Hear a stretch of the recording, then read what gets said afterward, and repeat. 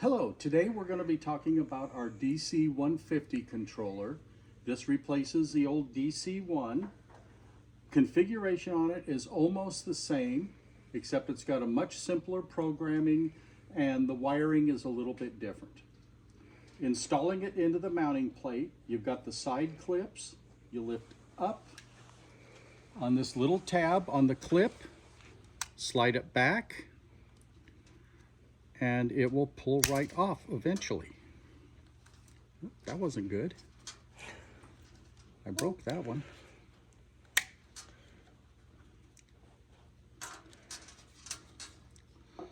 Lift up on the clip, slide it all the way back, and take it off. When mounting it in the mounting plate, put your thermostat wire through the hole, slide it into the hole,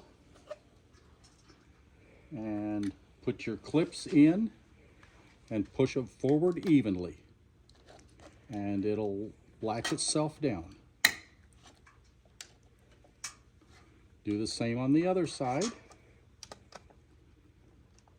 and you've got your controller mounted into the mounting plate that comes with the controller when you order the system. Now on the wiring on the controller, when you look at the back of it, the temperature sensor is on 1 and 2. This wire's just exactly opposite that the old DC-1 did. You've got your 115 volts in on number 5, neutral on number 6.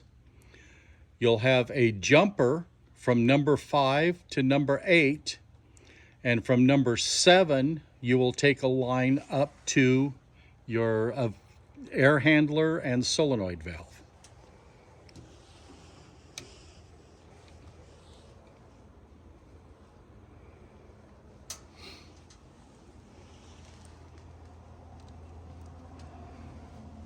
Connecting the power, you've got your 115 volts.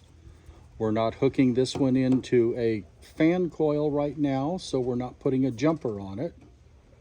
But always make sure your hot is on number 5 and neutral is on number 6.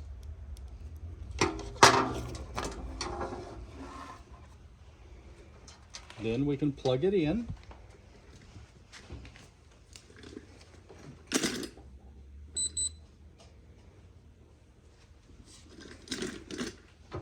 And as you can see, if you're familiar with the old DC-1, this is a much cleaner display. It's an LED display instead of an LCD display. And it also displays your room temperature and your set point at the same time. So you don't have to go pushing buttons to try and figure out what your set point is. To change the set point, you just push and release set while it's flashing.